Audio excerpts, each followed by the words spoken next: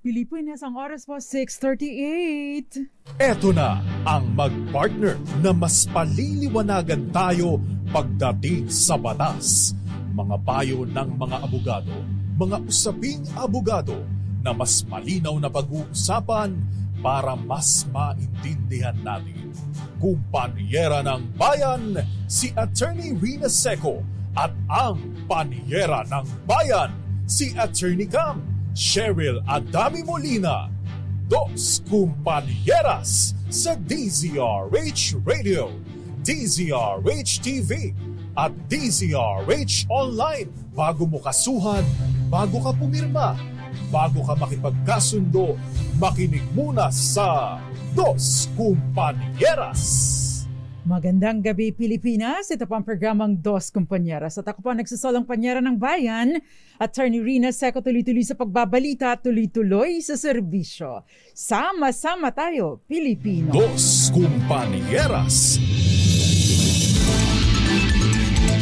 Mantakin mo yun, 26 na po ng buwan ng Abril 2024, magmamayo na.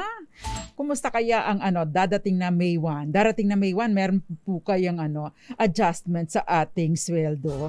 Kasi normally, 'di ba, kapag May 1, except yung mga previous years, no, nagkakaroon po ng adjustment sa ating sweldo. Excited ba kayo? Parang wala nga lang akong naririnig na ganun eh. 'Di ba? Dos Kumpanieras. Sabi nga ng iba, abangers na lang tayo, abang-abang na lang sa magiging good news. Pero bago pa po yan, meron pong magandang balita sa mga motorista dahil po namumuro ang rollback sa presyo ng mga produktong petrolyo sa susunod na linggo.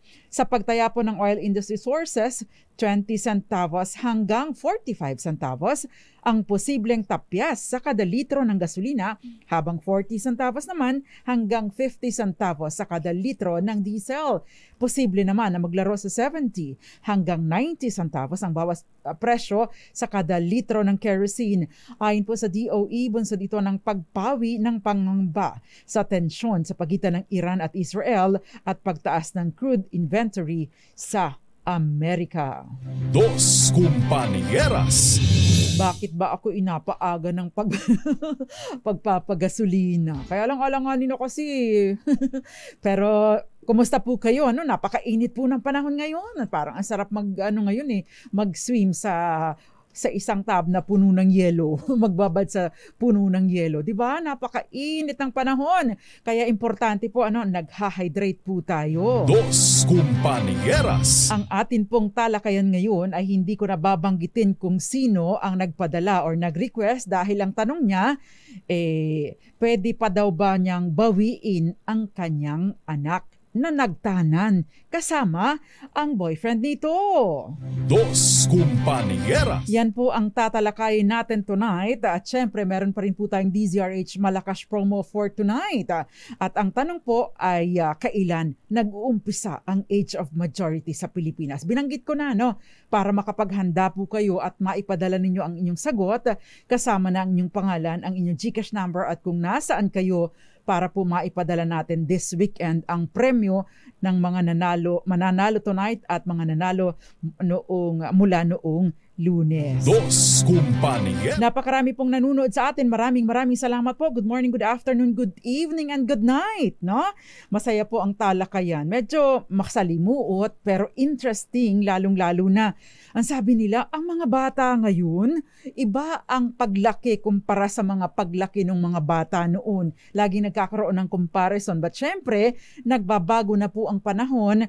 Pati yung iba na rin mag-isip ang mga kabataan ngayon. I don't know kung pabor kayo sa kanila, mas liberated, yung iba mas malawak ang pag-iisip, yung mga bagay-bagay na hindi ko alam nung bata ako na nasa ganoong edad, ibang level mag-isip ang mga bata ngayon. Dos Kumpanieras. Sinasabi din nila mas mapusok, although para siguro nung panahon natin, dahil ako po may katandaan na din, medyo tayo repressed, dahil unang-una, dahil nga po noon, particular sa akin, kami po kasi ay lumaking mahirap. Magsasaka ang aming mga magulang at kailangan naming paghirapan para makabili kami ng notebook at papel gamit sa eskwela, no? Ang mga bata po ngayon, dahil nga po iba rin, no? Iba na nga rin ang panahon, abay, kumbaga, mas, I don't know how to describe, no? Pero parang mas, I don't know kung maagang nagmamature, pero mas bukas ang pag-iisip. Dos Compañeras. Iba, hindi naman po pareho-pareho lahat, pero generally sa aking mga na-encounter. At yung iba naman, iba rin yung self-entitlement. Pag naman mau-offend lahat, dahil yung iba lamang po naman. Merong totoo, merong hindi, iba-iba ang mga bata ngayon. Pero ano ho ba ang observation nyo sa mga kabataan ngayon? Mas mapupusok parang ganun, di ba? Mas mapupusok, mas lantaran ang pakikipagrelasyon. Sa amin, hindi Tago-tago pa kay nanay at tatay. Dos Compañeras. Anyway, ngayon din po, lalo na kung ang panonood din natin na yung mga classic na Filipino films, madalas, lalo na kung kayo ay nakakapanood ng mga FPJ movies, yung mga, basta yung mga medyo luma na, madalas natin mapapanood, sa mga palabas sa TV o kaya sa sine, yung anak na nai-in love, palihim na nakikipagkita sa boyfriend at girlfriend, tapos dahil nga po minsan, mahigpit masyado ang mga magulang o kaya naman, tutol po ang mga magulang sa pakikipagrelasyon ng kanilang anak. Dos Compañeras. Lalo na po kung merong malaki ang agwat, either sa edad o sa katayuan sa buhay. Dahil syempre, ang mga magulang, nanaisin yan kung ano ang best para sa kanilang anak. At syempre, kung kapag hindi ka-level ng kanilang antas ng pamumuhay, normally, hindi po lahat, tumututol ang mga magulang. Si anak, dahil nga po siguro sa kapusukan, sa tindi ng nararamdaman, I don't know kung ganun talaga, pero nakikipagtanan or lihim na nakikipagkita sa boyfriend at girlfriend. Tapos, yung iba nagtanan, susugod ang magulang, babawiin si anak, o kung hindi uuwi, kakasuhan ng mga magulang ng babae ng rape si lalaki. Pero dyan po umiikot ang kwento. Dos Compañeras. Yun pong binabanggit kong ito ay hindi po ito hango sa totoong buhay. Tama ang tawag doon. Tabi-tabi po sa mga tabi-tabi po sa mga natamaan, pero ito po ang usual na nakikita natin o napapanood natin sa mga pelikula. Pero bakit nga po ba ganito? Bakit ba merong nakakasuhan kapag may nangyayaring ganito? Kapag nagtanan, syempre, ibig sabihin consensual, may pagpayag, walang pilit. Pero bakit po may nakakasuhan? Yung iba seduction, yung iba panggagahasa o rape. Yan po ang usual na nangyayari. At syempre, doon sa pelikula, may court scene, merong si anak magte-testify at pipilitin, kung ano man ang pipilitin na sabihin na, hindi, kinidnap po ako at kinahasa po ako. Bagaman at kung tutuusin ay pumayag naman at kusang loob na sumama yung babae kay lalaki. Dos Compañeras.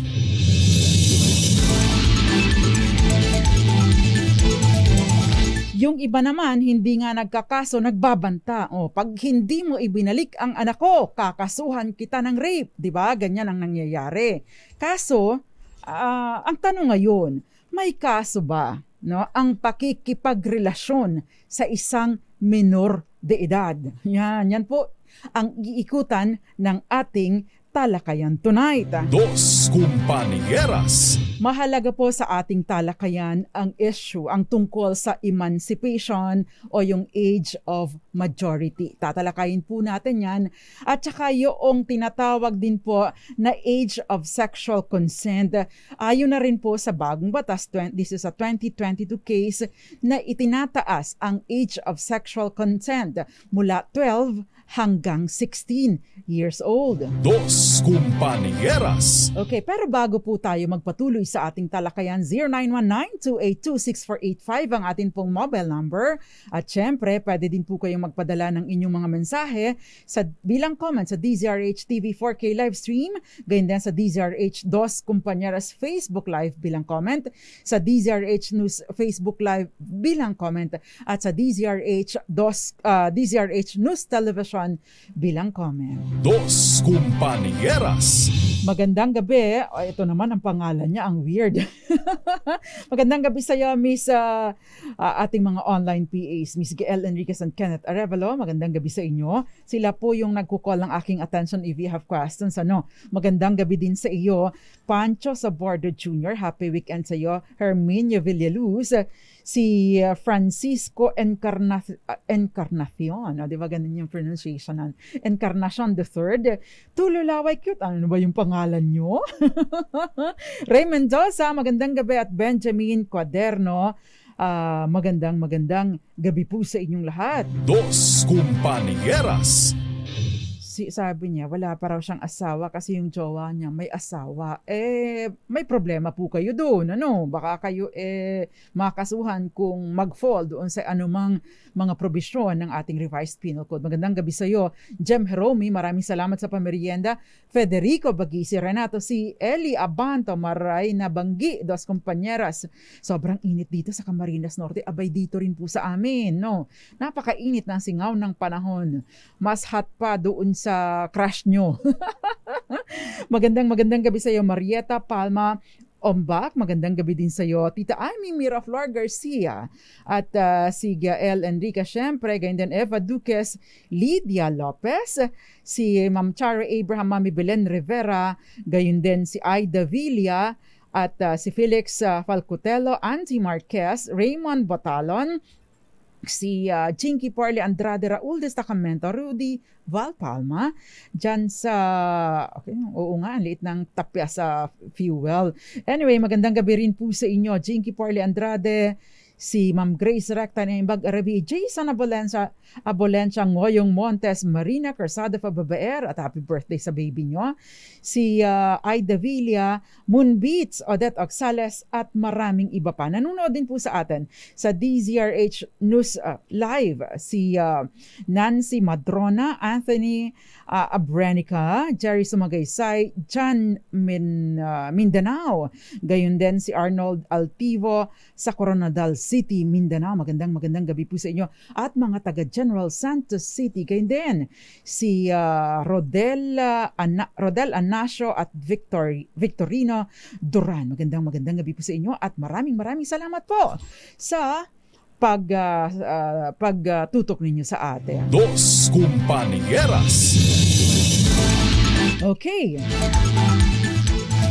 Tumatanggap po ako ng inyong mga questions sa Michelle Arillo. Magandang gabi sa iyo. Gayon din kay Renz Revilla, Tita Mimi Arillo, Tita Cecil Arillo, at gayon din kay Mick at kay Macy, at syempre kay Rakan. Magandang gabi po sa inyo. Dos Compañeras. Okay, before we pause for short commercial, babalikan ko po yung malakas question natin, dahil ang tanong, kailan nag-uumpisa ang age of majority sa Pilipinas? Dos Compañeras. Ipadala po sa akin yung inyong question, at kukuha ako ng isang mananalo ng 500 pesos tonight. Magbabalik pa po ang programang Dos Compañeras. Ilan po muna mga paalala, dyan lamang po kayo. Dos Compañeras.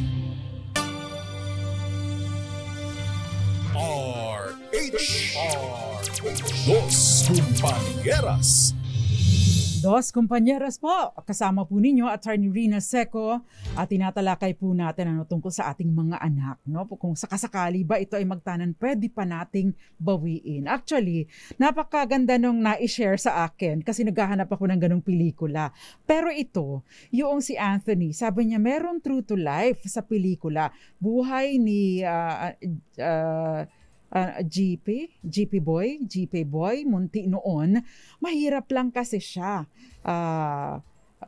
Tapos sabi niya, nagkademandahan pa. Hirap talaga yung gano'n. Opo. Kasi alam mo, isa sa mga disadvantages ng pagiging mahirap, although hindi po dapat na maging basyan, yung pagiging mahirap para lang para mapagkaitan ng hustisya.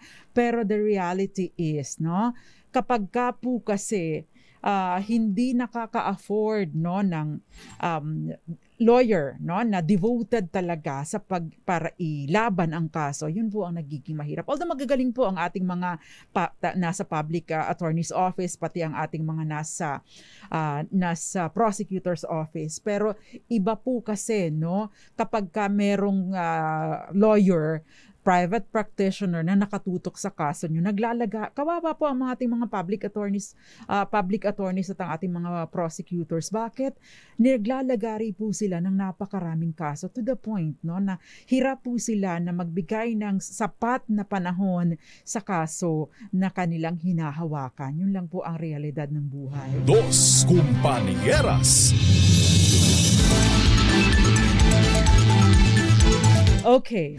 Now, balikan po natin ang ating talakayan dahil kung pwede ba nating bawiin ang ating anak na nagtanan. Unang-una, relevant po yung probisyon ng Family Code as amended by RA 6809 yung tungkol doon sa emancipation. Kailan ba na-i-emancipate ang isang bata? Nag-i-emancipate po ang isang tao kapag na-reach niya ang kanyang age of majority. At ang age of majority dati 21, Pero dahil po sa RA 6809 na naisabatas noong 1989, sabi po yun pong age of majority ay nag-uumpisa sa edad 18. Dos Compañeras. Ano naman ang ibig sabihin kapag ang isang tao ay emancipated na? Kapag ka po emancipated na, na-determinate na po yung parental authority over the person and the property of the child, At magiging qualified na po siya at responsible para sa kanyang mga acts all acts of civil life na binabanggit. Pwede na siyang bumoto, pwede na siya, pagka nagkamali siya, na commensurate or halimbawa ay krimen ang ginawa niyang aksyon, maaari na siyang mapanagot dito, magkakaroon na rin po siya ng civil liability. Kaya nga po kapag ka 18, ay doble ingat sa mga ginagawang hakbang dahil maari na pong makulong. Dos Compañeras. Gayunman, pagdating po ng 18 pero below 21, kailangan pa rin po ng parental consent kapag ka magpapakasal o mag-aasawa. Kung hindi, maari pong anal na mismo ng mga magulang, noong below 21 na nagpakasal na walang parental consent. Dos Compañeras. Pero syempre ito po ay limitadong pagkakataon lamang or sa limitadong period lamang. Dos Compañeras. Again, kapag ka po emancipated na, ibig sabihin 18 na ang isang tao, hindi na siya bata, siya po ay meron ng pananagutan kung sa kanyang mga actions at hindi na rin siya under ng parental authority ng kanyang mga magulang o kaya ng kanyang guardian. Dos Compañeras. Ibig pong sabihin, malaya na siyang magdesisyon pero ang kanyang desisyon ay dapat kaya na din niyang panindigan dahil ang desisyon na ito, kung sakasakaling ito ay tantamount o magresulta sa isang krimen, maari na po siyang managot sa batas. Dos Compañeras. Okay, ano ngayon? Paano ngayon kung halimbawa nga nagtana ng anak mo?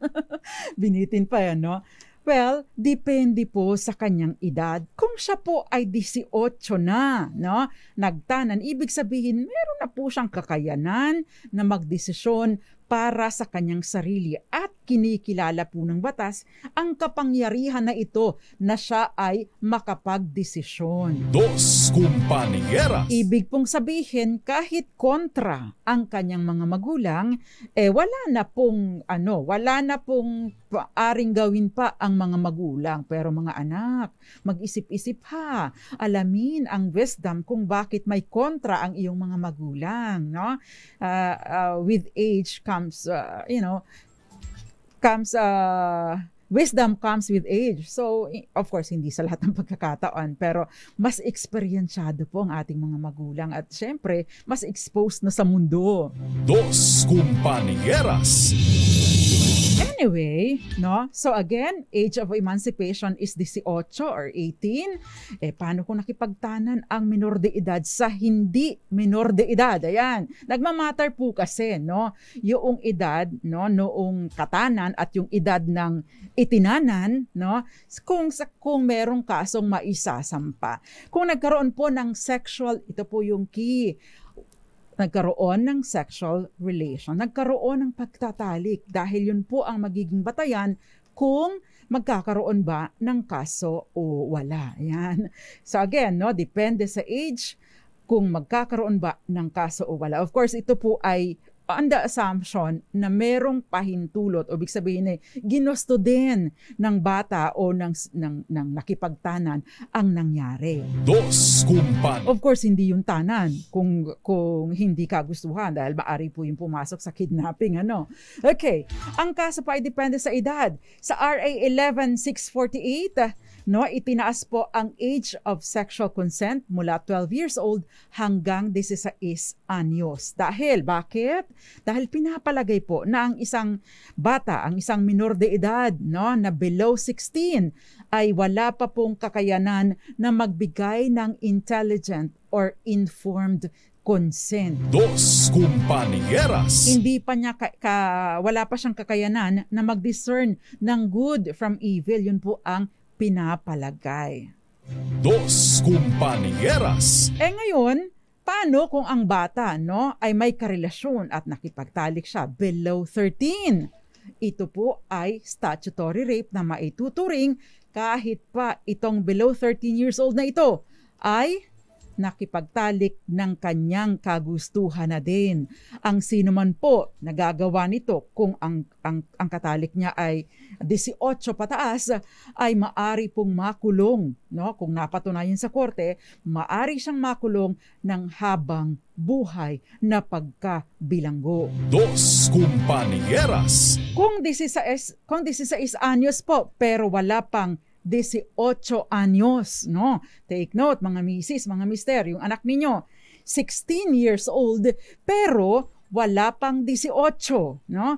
Ang nakipagtalik sa kanyang girlfriend o boyfriend, at ito po ay hindi na minor, no? Ibig sabihin nasa age of majority na ang kanyang nakatalik o kanyang nakatanan. Ito po ay maaring pumasok sa tinatawag na simple seduction. Ang imprisonment ay 1 month hanggang 6 months. Dos Compañeras. Take note po ha, ito ay may kagustuhan din yung minor de edad, no? Ito po ay pinag-uusapan natin, may kagustuhan kasi ibang usapin, no? Kapag kaayaw niya tapos pinilit siya. Dos Compañeras. Ngayon, may tinatawag naman pong qualified seduction. Ano ba yung qualified seduction? May mga ito, usually may mga pangako-pangako parang nililin lang. Uy, pakakasalan kita, sumama ka na sa akin. Di ba? Pakakasalan kita, sumama ka na sa akin. Pagdating mo sa 18, pakakasalan kita. Kahit saan mang simbahan. Di ba? Kahit wala namang ganung mangyayari, walang kakayanan bumili ng na mamasahe papunta sa simbahan. Yung mga ganyan. Paano nagiging qualified seduction? Kung meron pong certain influence, no, itong nakatatanda, no, sa kanya, no, maari po ito yung tinatawag na moral ascendancy or merong special na relasyon sa biktima. Maari po siyang guardian, yung kanyang teacher, o kaya naman ay pare o opisyal ng gobyerno. Ito po ay qualified seduction na may parusang 6 na buwan hanggang 6 na taon na pagkakulong. Dos Compañeras. Paano naman, attorney? Lagpas 13 pero below 16. Pero halimbawa naman po, no, nakasaad po ito mismo sa batas. Yung anak ninyo ay 13, lagpas 13 pero below 16. Pero ang kanyang kapartner ay, say for example, 16 tapos 18 years old, no? Ang sinasabi po ng batas, kung ang agwat ng edad nitong anak ninyo at ang kanyang nakatalik ay hindi lalagpas ng 3 taon, wala pong maikakaso sa boyfriend o girlfriend niya. Ito po yung tinatawag na puppy love exception sa ilalim po ng Republic Act 11648. Dos Compañeras. Ayun, meron pong exception. Kaya yung mga bata na mga may kapusukan, lalo na yung mga magkakaedad, wala pang lagpas, hindi lumalagpas sa 3 taon ang age gap, ay wala pong problema. Maliban na lamang kung nagkaroon ng sapilitan. Pero kung parehong kagustuhan, ibig sabihin consensual at hindi lalagpas ng 3 taon ang diferensya, ay wala pong kaso na maisasampa. Dos Compañeras. Ibig pong sabihin, no, kapag ka po minor de edad, no, going back doon sa age of emancipation, kapag ka po hindi pa emancipated, hindi pa 18, dahil nasa parental consent ninyo, no, pwede po ninyong bawiin ang inyong anak basta hindi pa siya lumalagpas or hindi pa siya tumutungtong ng 18. Dahil kayo ang may nag-exercise ng parental authority, kayo po ang magdidesisyon para sa kanya. Dos Compañeras. At ang best decision would be sa inyong poder para mapangalagaan ninyo siya. Dos Compañeras. Diyan nga po pumapasok yung napapansin ninyo sa mga pelikula na kakasuhan ng rape dahil minor de edad ang anak mo. Ang depensa ay sweetheart kami. Yun yung tinatawag na sweetheart defense. Pero mali po yun. Kaya nga po minsan, no, nagtatagumpay ang kasong panggagahasa bagaman at kagustuhan din ng babae dahil nagmamatter po ang edad sa ganitong sitwasyon. Dos Compañeras. O yung mga mahilig daw sa minor na jowa, makinig mabuti ayon kay Gael Enriquez. Malaking bagay talaga ang tamang gabay ng mga magulang sa anak pag nasa teen stage na. Tama ka dyan, Odette Oxales. Maricor Angeles, magandang gabi sa'yo. Manolito Pasha, magandang gabi din sa'yo. Sabi ni Kenneth, huwag mag-asawa ng mag-aga. Maniwala sa mga magulang nyo. Sandy Tomol, magandang gabi sa'yo. Sabi ni Gael, as long as minor, tinanan mo talagang pwedeng bawiin. Kaya iwasan na makipagrelasyon sa bata. Antayin umabot sa tamang edad. Pero may tinatawag din naman na grooming, Gael. Diba? Parang binantay mo yung bata, inantay mo lang na mag-age of majority, tsaka mo siya, kung ano man ang masamang balak. Magandang gabi sa iyo, Ronilo Hopanda Roldan sa Kidapawan City, North Cotabato. Ria Soto, magandang gabi. At syempre, si Jerry Sumagaysay, John Rambo, Mindanao, magandang gabi. And Arnold Altivo sa Coronadal City, siyan sa Mindanao. Si Mabel Pera, Jinky Porley, Andrade, and Rizal de Lorenzo, magandang gabi po sa inyong lahat. Dos Compañeras. Nakakatawa, ano? Ang daming nagpa-participate sa ating talakayan ngayon. Nakakatawa po ang inyong mga reaction. Nai-enjoy ko po, dahil wala naman po akong anak. Yung mga may anak dyan, mag-react po kayo para natututo ako sa inyo dahil may mga pamangkin po ako. Sabi ni Kenneth, kung ang mga bata hindi marunong maglaba, magluto at maglinis ng bahay, ay huwag kayong mag-asawa. Si Gael naman, kuya, wag po, ay totoo. Rape yan kapag kaganyan. Dos Compañeras. Tumututol na pero ipinipilit mo pa din, no? Hindi po depensa na kayo ay mag-jowa, mag-girlfriend, mag-boyfriend, may kirelasyon sa kaso ng panggagahasa. Kaya ingat. Dos Compañeras. Oo nga, tamad sa gawaing bahay, ang lakas ng loob mag-asawa pagkatapos pag nanganak, kina lolo at lola ang responsibilidad. Nako, good evening din sa iyo, Marites Libres Liado, nanonood sa atin sa Mabitak, Laguna. Okay, may question dito, attorney. May kaso ba kung 35 years old ako, tapos 15 anyos yung jowa ko, wala namang problema ang magulang sa akin? Bawal ba yun mahalin ang 15 anyos? Dos Compañeras. Kung wala po kayong sexual na relasyon, ay ibig sabihin ay mag-girlfriend-boyfriend kayo. Hindi naman po ibig sabihin ay mag-girlfriend, mag-boyfriend, automatic na ang sexual intercourse. Hindi po ba? O correct me if I'm wrong, kasi ganun po kami pinalaki ng aming mga magulang. No? Mga sinauna po kami. No? Pero hindi naman automatic, di ba? Tama ba ako, Gael Eds Maglakas? Tama ba ako doon? Or Peter Lynn Sanchez dyan sa Kingdom of Saudi Arabia? Tama ba yon na hindi automatic na kapag ka mag-jowa o magkarelasyon ay merong sexual intercourse? No? Kung walang sexual intercourse, 35 anyos ka at 15 anyos ang girlfriend mo, wala po yung problema kung walang sexual intercourse. Dos Compañeras. Pero kung may mga ibang, kumbaga, merong ganon, merong nangyayaring ganon, at bagaman at itong mga magulang isinasabi mo na walang tutol, paano kung magbago ang isip? Di ba? Paano kung biglang magalit sa'yo? No? Hindi ka magustuhan. Merong hiningi sa'yo at hindi nagustuhan. Magbago isip. Di ba? Baka ka managot. Dos Compañeras. Okay, merong question dito. Ito yung tinatanong kanina ni Alejandro Madrona, Miss Nancy Madrona. Sabi niya, nagdedebo po yung babae kapag 18. Ang debut sa lalaki ay 21. Ibig bang sabihin, ang minor de edad na lalaki hanggang 21. Sabi po, di ba, mas maaga mag-mature ang mga babae. Hindi po, patas lang po ang emancipation age or age of majority ng babae at lalaki. Dos Compañeras. Huwag kayong manggigil. Sabi ni Gael, mahalang bigas, magunos daily kayo. Ayan. So, mukhang maganda ang topic natin. I mean, interesado ang ating mga kababayan sa topic natin tonight. Ano? Pwede rin po kayo magpadala ng inyong mga messages. Miss Maria Teresa Lazaro, Pancho Sabordo, at yung iba pang mga nanunood sa atin. Okay?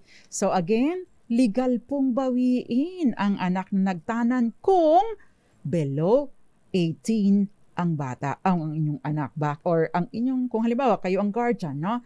Dahil nasa inyo pa ring parental authority ang inyong anak o ang inyong kinukupkop. Dos Compañeras. Aba, kapag ka po ang minor de edad, nagkaroon ng liability, di po ba? Dahil kayo ang nangangalaga sa kanya, kayo ang may parental authority. Kapag nagkaroon ng civil liability, kayo po ang pupuntahan. Kayo ang magbabayad ng kanyang pananagutan. Kaya dapat marunong din tayong magdisiplina sa ating anak. Proper guidance, sabi nga ni Odette Oxales. Dos Compañeras. Sabi ni Ma'am Violeta Montecalvo Zambrano, marami dito 14 ang girl tapos ang boy 21. Naku, pwede pong makasuhan kapag kaganyan. Pwede kasuhan ang boy, attorney, sabi ni Ma'am Violeta Montecalvo Zambrano. Ronald Tumbaga, parang Romeo and Juliet. Iba naman yun.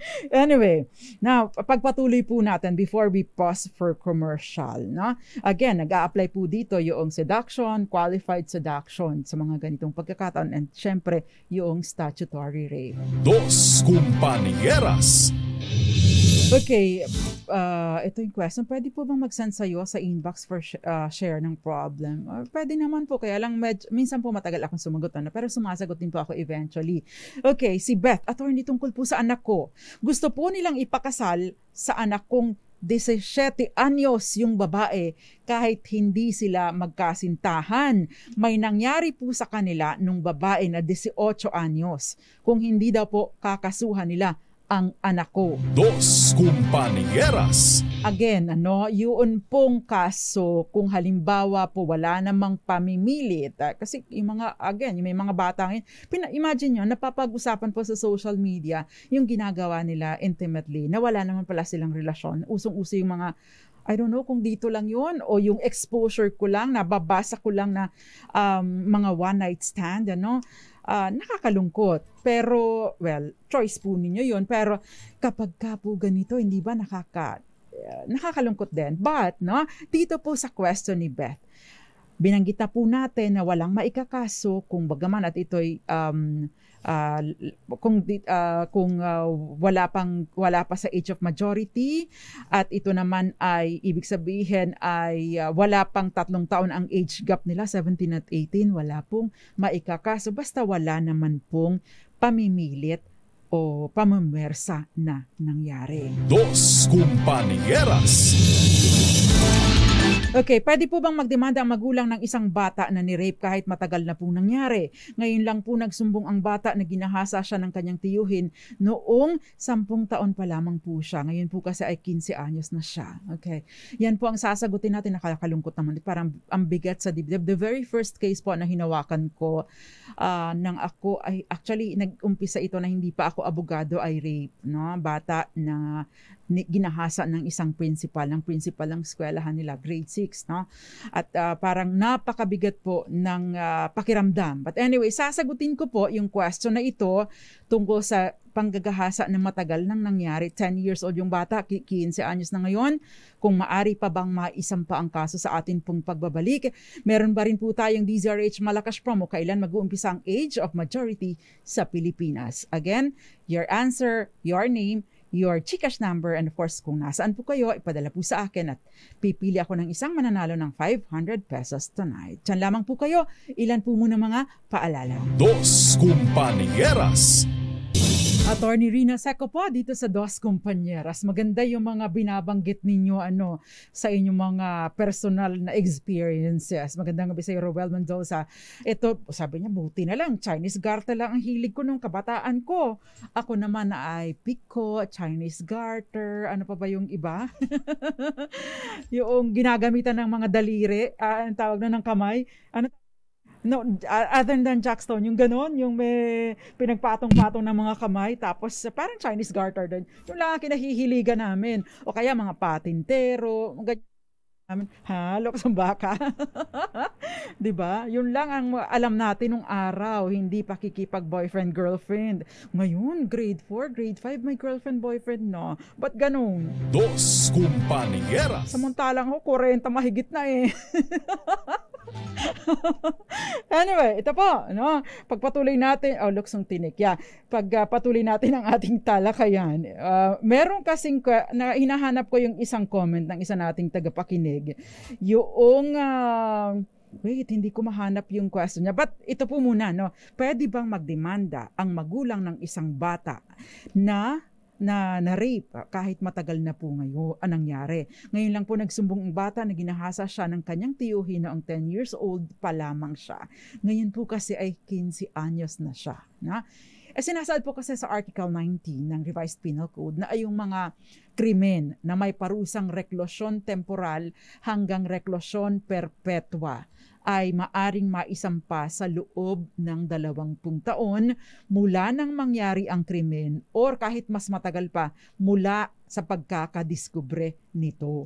Dos Compañeras. Ito po yung tinatawag na prescription. Ibig sabihin yung palugit na ibinibigay po ng batas para maisampa ang kaso sa korte. Now, dahil ito po ay sabi nyo, 10 years old, tapos 15 anyos na siya ngayon, napakahaba pa po ng pagkakataon. Kaya lang magiging problema po nito, yun pang mga ebidensya, pag-gather ng mga ebidensya at paghahanap ng mga maaring mag-testify kapag ka po ganito. Yun po ang usual na concern kapag masyadong pinatatagal. Pero hindi po imposible ang conviction sa mga ganito dahil napakarami na pong mga kaso sa Korte Suprema na kinatigan po naipakulong at nahatulan po na guilty beyond reasonable doubt yung ng molester or ng gahasa sa bata. Dos Compañeras. Okay, next na question because nag-aantay na si Sir. Magandang gabi po.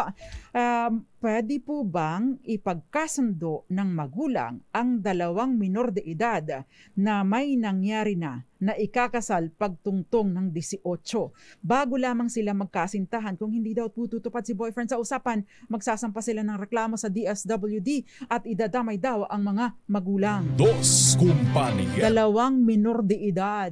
Wala pong maikakaso no? Tsaka po yung pagpapakasal, hindi po pa pwedeng pag-arrange ng mga magulang. Ang pagpapakasal po ay dapat ay may consent, no? Kagustuhan ng mga taong ikakasal. Kapag ka po ganyan, mas mahirap po, parang mas ilalagay po ninyo sa mas mahirap na sitwasyon yung dalawang mga anak ninyo. Bakit?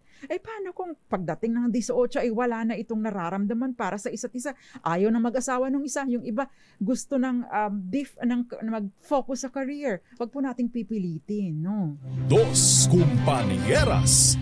Kapag ka po walang consent o hindi kagustuhan, hindi malaya ang pagdesisyon, no? Maari po ito maging batayan sa korte para ipaanal ang kasal. Take note of that. Dos Compañeras. Kaya dapat hindi tayo nang hihimasok sa sa desisyon ng ating mga anak, lalo na kung of age na. Parang ngayon, no? Bawal po yan dahil minor de edad. Maliban na lamang ito. May sinasabi po, itong nabasa kasi, mama ko 16 years old nung tiningnan ng papa ko, no? 20s na that time. May dalang pulis. Okay, ganito po kasi nung araw, bago po ang family code. Ang marrying age po ay 14. 16. Kaya po mas maaga nakakapag-asawa noon. Itinaas lamang po sa family code. Dos Compañeras.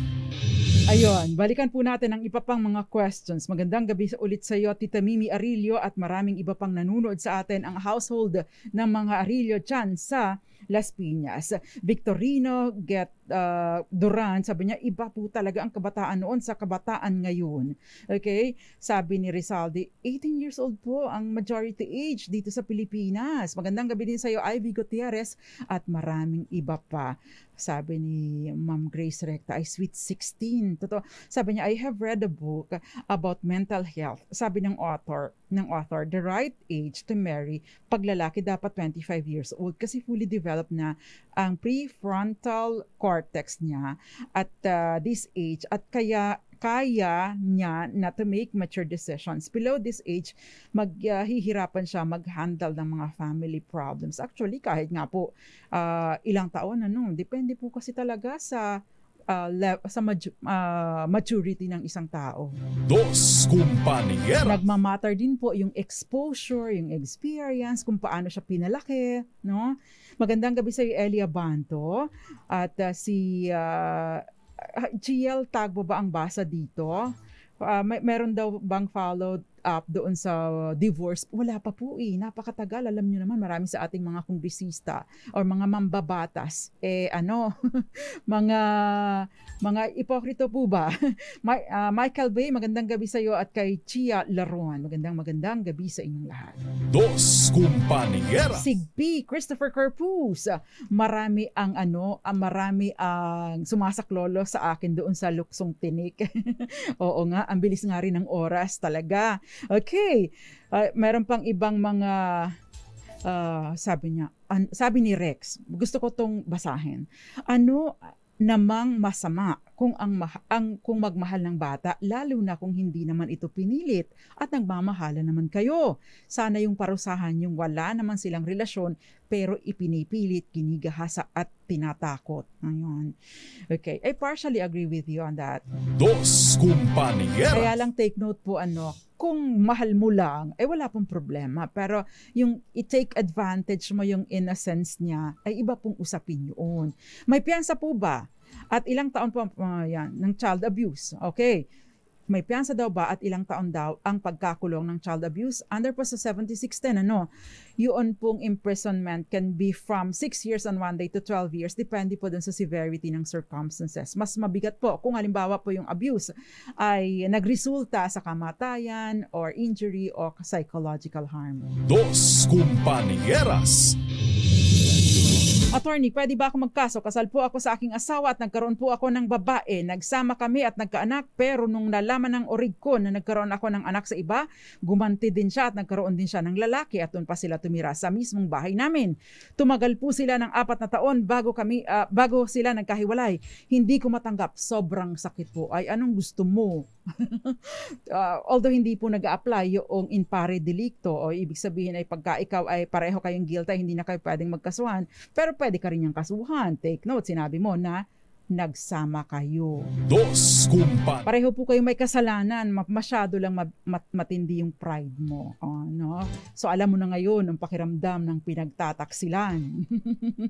Dos Kumpanya. Anyway, ang tanong sa ating DZRH Malakas promo question, kailan mag-uumpisa ang age of majority sa Pilipinas? The answer is 18. Dos Kumpanieras. Josefina Pajardo, magandang gabi po sa iyo, pero hindi siya doon sumagot sa ating page.